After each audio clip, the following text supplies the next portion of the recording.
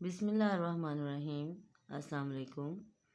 آج ہم کاروان اردو جماعت ہشتم کی کتاب سے سبق نمبر 28 مزاحیہ قطعات ان کی تشریح کریں گے۔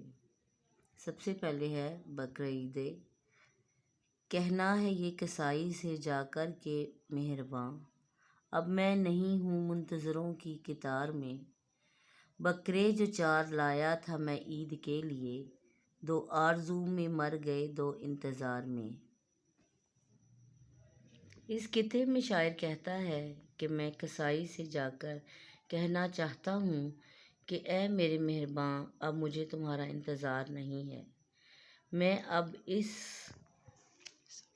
صف میں نہیں کھڑا جو تمہارا انتظار کرنے والوں کی لگی ہوئی ہے، کیونکہ میں جو 4 بکرے خرید کر لایا تھا عید پر قربان کروں گا، ان میں سے 2 تو اس خواہش میں ہی مر گئے کہ تم جلد میرے پاس پہنچو گے، اور 2 بکرے تمہارا انتظار کرتے ہوئے اس دنیا سے چلے گئے۔ اہتمام۔ سنتی ہو آج مصالحے کی کلیجی پکواؤ، ہو مگر سال گزشتہ کی طرح خوب لذیذ۔ اور سنو کوئی سی ایک دال بھی بنوا لینا، شاید آ جائے کہیں سے کوئی مہمان عزیز۔ اس قطعے میں شاعر اپنی بیوی سے فرمائش کرتے ہوئے کہتا ہے کہ آج اچھی اور مسالے دار کلیجی پکوا لو، لیکن یاد رکھنا یہ اسی طرح کی مزیدار اور لذیذ ہونی چاہیے جیسا کہ پچھلے سال بنی تھی۔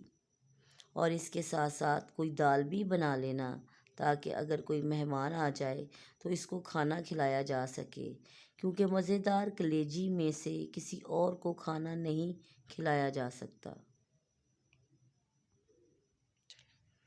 تفتیش۔ ساس بہو کا جھگڑا جب ویمن تھانے میں آیا ہے، تفتیشی افسر نے بس 2 فقروں میں نپٹایا ہے۔ اے اللہ ایسی نائس میچنگ تم نے کس سے سیکھی ہے؟ اللہ یہ جوڑا تم نے کس درزی سے سلوایا ہے؟